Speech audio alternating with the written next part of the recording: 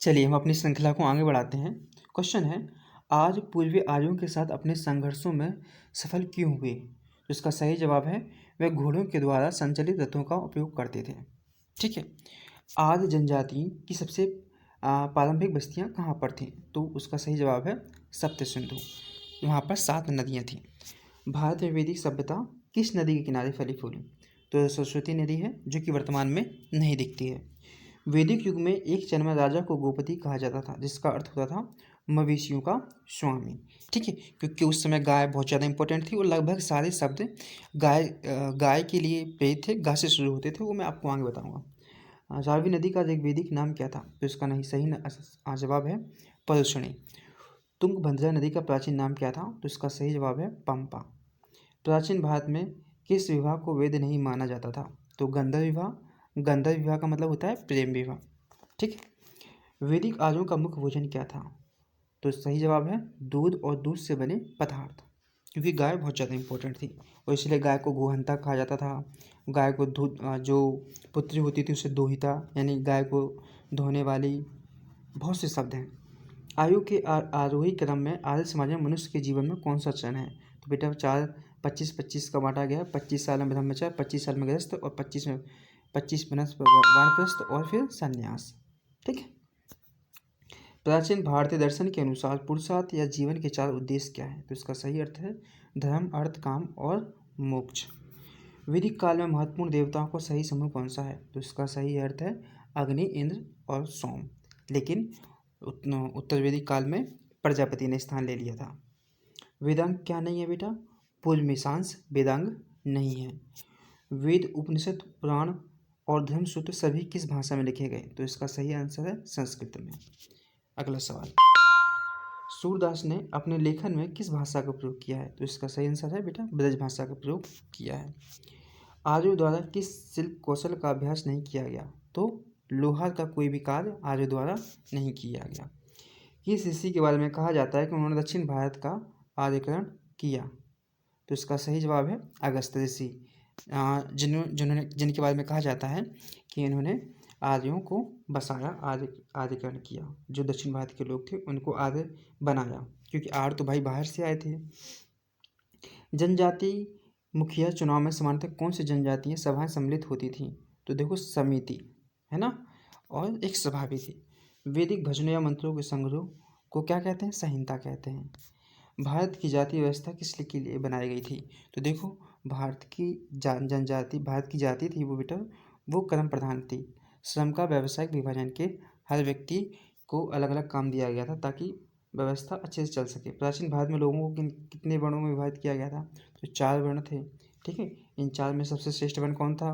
ब्राह्मण, फिर शूद्र, फिर ब्राह्मण, क्षत्रिय, वैश्य और फिर शूद्र। वैदिक लोगों के द्वारा सर्वप्रथम किस धातु का प्रयोग किया गया? तो तामा धातु का प्रयोग किया गया बेटा। देखो कुछ फसलें थी जिनके बारे में जानकारी नहीं थी, वो जौ और तंबाकू है जिनके बारे में वैदिक लोगों को जानकारी नहीं थी। वैदिक काल में राजा लोगों से जो कर वसूल करते थे उसे क्या बोलते थे? बलि बोलते थे। ठीक है। और पहले सब्जी की बलि दी जाती थी। वेद शब्द का अर्थ क्या होता है? ज्ञान। ठीक है। हम थोड़ा जल्दी जल्दी इसलिए ले जाएं क्योंकि बहुत बड़ा चैप्टर है। यज्ञ के सूत्र किस वेद में है? तो यजुर्वेद में है। यजुर्वेद आपका यज्ञ से संबंधित है। और भारतीय संगीत की उत्पत्ति का पता किस वैदिक संहिता में लगाया जाता है? तो वो सामवेद है। चारों वेदों में सबसे प्राचीन वेद कौन सा है? ऋग्वेद है। ठीक है बेटा। कौन सा वेद प्रारंभिक वेद युग की सभ्यता के बारे में जानकारी प्रदान करता है? तो वो ऋग्वेद है। रुद्र शब्द कहाँ से पता चलता है? रुद्र शब्द के बारे में तो वो ऋग्वेद से पता चलता है। ऋग्वेद में सबसे अच्छा देवता या सबसे प्रिय देवता कौन था? वो इंद्र था बेटा। ऋग्वेद में कौन सा मंडल पूरी तरह से सोम को, यानी जो सोम मतलब सोमरस यानी शराब के लिए, शराब से संबंधित है, मदिरा से संबंधित है, तो वो नवम मंडल है। ठीक है बेटा। मनुस्मृति जिस विषय से संबंधित है वह किससे संबंधित है? कानून। ठीक है। आगे देखते हैं।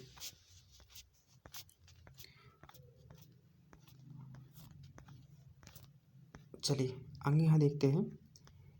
ओके, हम यहाँ देख रहे हैं उपनिषद कितने भैया, उपनिषदों की संख्या कितनी है? तो इसका सही जवाब है 108। टोटल 108 उपनिषद हैं। और ये जो उपनिषद है किससे संबंधित है? हिंदू का स्रोत है। हिंदू दर्शन का स्रोत, दर्शन के बारे में बताते हैं, आत्मा परमात्मा के बारे में बताते हैं। उपनिषद का शाब्दिक अर्थ क्या होता है? श्रद्धापूर्वक पास बैठना या गुरु के सम्मुख बैठना। सत्यमेव जयते किस उपनिषद लिया गया है? तो इसका सही अर्थ है मुंडक उपनिषद से लिया गया है। वैदिक गणित का सबसे महत्वपूर्ण पाठ क्या है? शुल्बा सूत्र। वेदांत कहा जाता है, उपनिषदों को वेदांत कहा जाता है। वेदांग की कुल संख्या कितनी है बेटा? 6 है। ठीक है। वेदांग संदर्भ में अनुष्ठान दर्शाता है, कल्प को दर्शाता है। किस वैदिक ग्रंथ में पहली बार पूर्वी और पश्चिमी सभ्यता का उल्लेख मिलता है? तो शतपथ ब्राह्मण में मिलता है। कौन सा वेद वेदत्रय का हिस्सा नहीं है? तो अर्थवेद है ना। अर्थवेद देखो, यहाँ ऋग्वेद, यजुर्वेद और सामवेद, इसको हम वेदत्रय कहते हैं। बाकी ये अर्थवेद को बाद में रचा गया था। किस वेद में जादुई माया और मंत्र दिए गए हैं? तो अथर्ववेद में जादुई मंत्र और माया दिए गए हैं। नचिकेता और यम के बीच प्रसिद्ध संवाद का उल्लेख किस उपनिषद में मिलता है? तो इसका सही जवाब है कठोर उपनिषद में। हिंदू पुरानी कथाओं के संदर्भ में कौन सा भगवान विष्णु के 10 अवतारों में से एक है? तो इसका सही जवाब है गरुड़। विशिष्ट दर्शन प्रतिपादक किसने किया था? तो इसका सही जवाब है कणाद ने। तोलक्का पियर भैया एक व्याकरणविद है, किस भाषा के थे? तमिल के थे। सांख्य दर्शन की स्थापना किसने की थी? कपिल ने की थी। कामसूत्र मूल रूप से 30 शताब्दी में आया था, किसने लिखा था? वात्स्ययन ने कामसूत्र लिखा था। इंडोनेशिया में उस मंदिर का नाम बताइए जहाँ रामायण और महाभारत की दृश्यों को दर्शाया गया है? तो इसका सही जवाब है बोरबुदुर। वैदिक भारत में अश्वमेध अनुष्ठान किस जानवर का संबंध होता है? घोड़ा। घोड़ा का अश्वमेध यज्ञ में घोड़ा की बलि दी जाती थी लास्ट में। ठीक है, आगे बढ़ते हैं। भारत में जैन धर्म के संस्थापक कौन थे? महावीर। महावीर की माता कौन थी? तिरसला। महावीर का जन्म कहाँ हुआ था? कुंडग्राम में हुआ था, वैशाली के पास, 540 BC में। महावीर का जन्म किस क्षत्रिय कुल में हुआ था? तो इसका सही जवाब है जंत्रिका। ज्ञान प्राप्त करने के लिए पहले भगवान महावीर का नाम क्या था? ज्ञान का प्राप्त करने से पहले वर्धमान नाम था। ठीक है।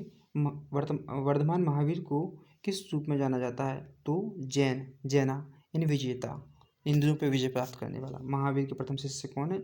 जमाली, जो कि उनके दामाद थे। भगवान महावीर की मृत्यु स्थान कहाँ है? पावापुरी में हुई थी बेटा। ठीक है, जो कि कुशीनगर में है। जैन धर्म के प्रथम तीर्थंकर कौन है? ऋषभदेव, और इनके पुत्र का नाम है बाहुबली। पहले और चौथे जैन तीर्थंकरों के जन्म स्थान के रूप में मान्यता प्राप्त पवित्र शहर का नाम क्या है? अयोध्या। जैन धर्म के तीर्थंकर कौन है? तो सम्यक विश्वास, सम्यक ज्ञान और सम्यक आचरण। केवल का संबंध किस धर्म से है? तो जैन धर्म से है। ठीक है। तमिल में उत्कृष्ट जीवन चिंतामणि किससे संबंधित है? तो ये बहुत इंपॉर्टेंट, मोस्ट इंपॉर्टेंट क्वेश्चन है। जीवक चिंतामणि का संबंध जैन धर्म से है। जैनियों द्वारा अपने साहित्य के लिए इस्तेमाल की जाने वाला एक सामूहिक शब्द क्या है बेटा? अंग। ठीक है, 12 अंग थे। श्वेतांबर और दिगंबर दो संप्रदाय किसके हैं? जैन के हैं। राजस्थान के माउंट आबू में दिलवाड़ा मंदिर किसके लिए समर्पित है? जैन तीर्थंकर के लिए। तीर्थंकर शब्द किस धर्म से संबंधित है? जैन धर्म से, जिसका अर्थ होता है नैया पार लगाने वाला। स्यादवत का संबंध किससे है? जैन धर्म से। अनुव्रत शब्द का संबंध किससे है? जैन धर्म से। ठीक है बेटा, इनके बारे में अपन बहुत डीपली भी पढ़ सकते हैं, पर एग्जाम को देखते हुए हमें मोस्ट क्वेश्चन को देखना है। ठीक है। ऐसा जैन ग्रंथ जिसमें जैन तीर्थंकरों की जीवन शैली शामिल है और विशेष रूप से पार्श्वनाथ और महावीर स्वामी के बारे में जानकारी मिलती है, तो कल्पसूत्र है, और इसकी रचना स्थूलभद्र ने की थी। पार्श्वनाथ कौन से तीर्थंकर थे? 23वें थे। ठीक, इनका जन्म वाराणसी में हुआ था। हीनयान स्कूल का सबसे महत्वपूर्ण कार्य कौन सा है? महावस्तु।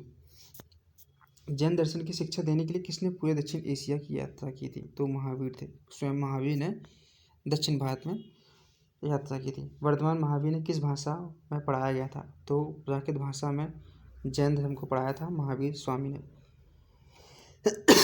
सॉरी। दिलवाड़ा जैन मंदिर किस राज्य में स्थित है? तो राजस्थान में है। जैन धर्म का वास्तविक संस्थापक किससे माना जाता है? तो ऋषभदेव को माना जाता है। लगभग 15,000 वर्षों पहले लिखी गई महावीर की शिक्षा वर्तमान किस स्थान पर मौजूद है? तो वल्लभी, गुजरात में। बौद्ध शब्द का अर्थ क्या होता है? ज्ञानी। गौतम बुद्ध का जन्म कहाँ हुआ था? लुम्बिनी में हुआ था।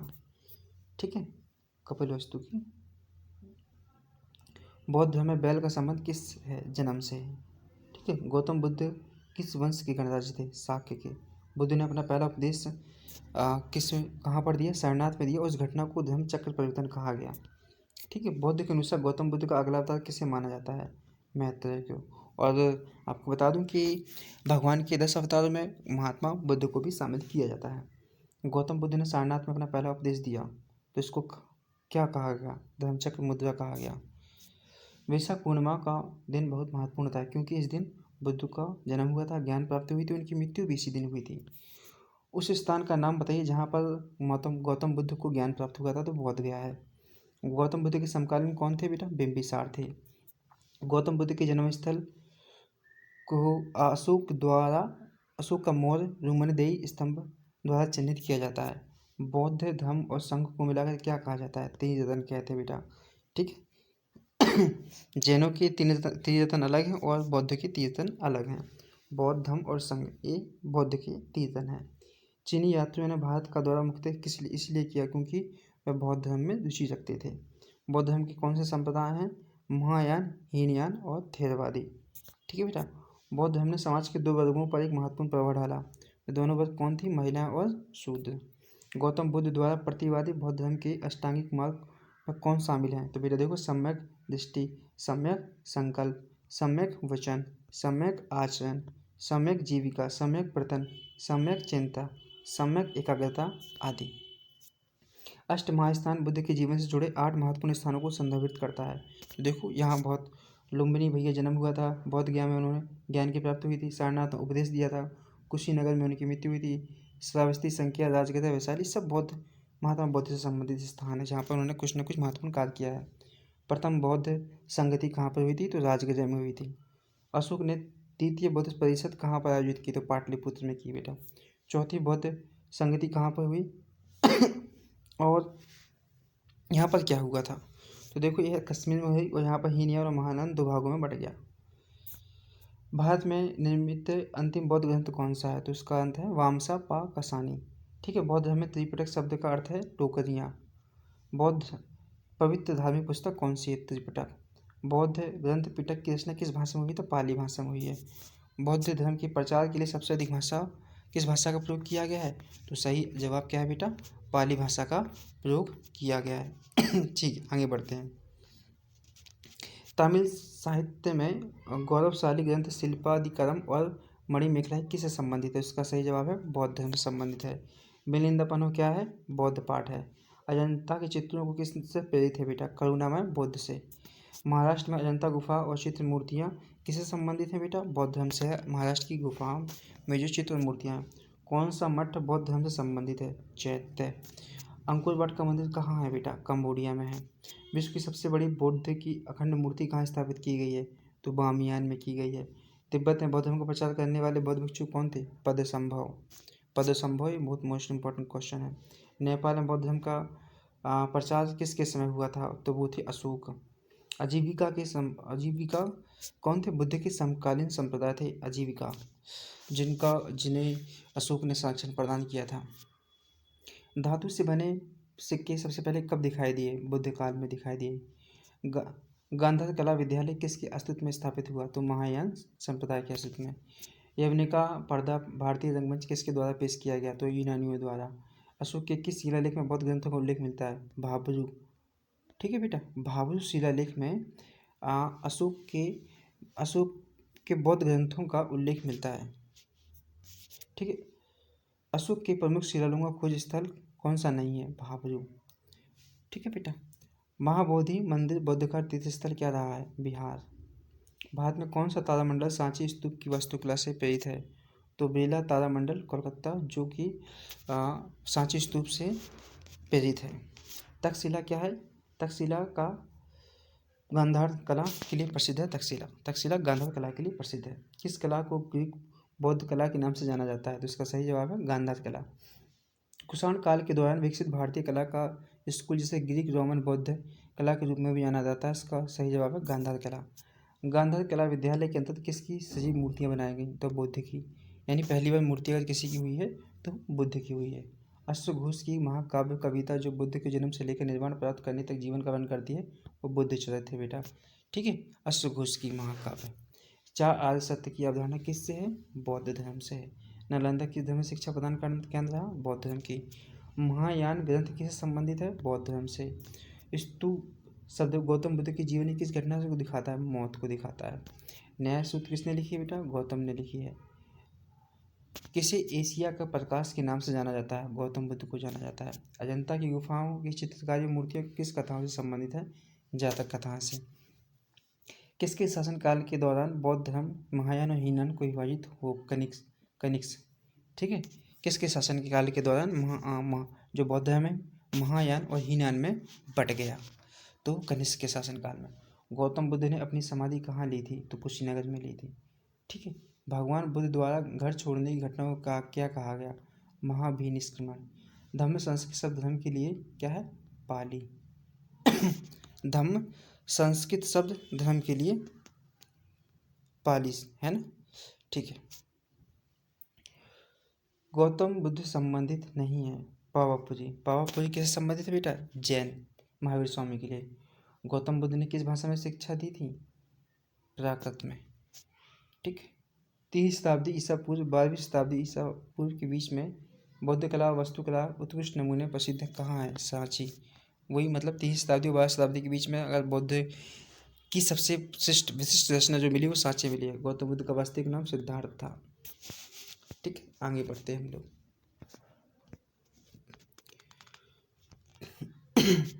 चौखंडी स्तूप भारत की किस राज्य स्थित एक बौद्ध स्मारक है? उत्तर प्रदेश। भारत के किस शहर में धमेक स्तूप स्थित है? वाराणसी। लगभग 6000 वर्षों तक रिक्त रहने के बाद किस वर्ष में सांची की खोज की गई? तो 1818 में सांची स्तूप की खोज की गई। सांची स्तूप की खोज 1818 में किसने की? सन हेनरी टेलर ने की। सांची का मानव स्तूप किस राज्य में सबसे अच्छी तरह से संरक्षित भारतीय बौद्ध स्तूप का एक हिस्सा है? मध्य प्रदेश। बौद्ध स्तूप की वास्तुकला का संबंध किस शब्द से है? हरामिका। स्तूप स्थल उत्तर प्रदेश राज्य में नहीं है। भरहुत स्तूप कहाँ पर बेटा? मध्य प्रदेश में है। बुद्ध स्थल वैशाली और नालंदा किस राज्य में है? बिहार में है। दीघा निकाय प्रवचनों का एक संग्रह है।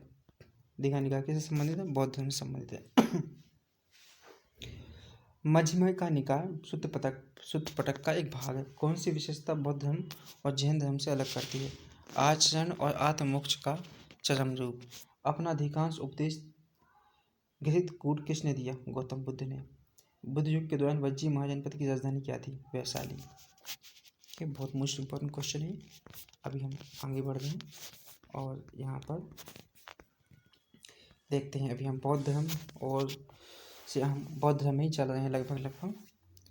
अब हम धीरे धीरे मुगल में और सिकंदर के आक्रमण के आसपास जाएंगे। ग्रीक लेखकों द्वारा किसे अंग्रमस या जंडरमस कहा गया? तो इसका सही जवाब है धनानंद। 326 ईसा पूर्व सिकंदर महान द्वारा राजा पोरस के खिलाफ लड़ाई लड़ी गई थी। उस युद्ध का नाम था हाइड्रोस्पेसस। नंद वंश का पहला शासक कौन था? महापद्म नंद। नंद वंश का अंतिम शासक कौन था? घनानंद। भारतीय समुद्र तट के साथ स्थित बंदरगाहों की सूची किस ग्रीक यात्रा ने की और किस पुस्तक में की? तो यात्री का नाम तो नहीं है, पेरिप्लस मैरिस रेथियाई। प्रसिद्ध चित्रकार जीवक किसके दरबार द्वारा नियुक्त किया गया? बिम्बिसार। अजातशत्रु हर्यक वंश का एक शासक था, किसका पुत्र था? बिम्बिसार का। सिंहासन बैठने के लिए किस शासक ने पिता बिम्बिसार की हत्या कर दी थी? अजातशत्रु की। हर्यक वंश से मगध का पहला शासक कौन था? बिम्बिसार। कौन मगध के शक्तिशाली शासकों में एक था? बिम्बिसार मगध का सबसे शक्तिशाली शासक था। हर्यक वंश भारतीय शासक का नाम क्या था जो अजातशत्रु के पुत्र थे? उदयनी। पाटलिपुत्र शहर की नींव किसने रखी थी? उदयनी ने रखी थी। तो आज के लिए इतना ही रखते हैं, बाकी अगली वीडियो में मिलेंगे।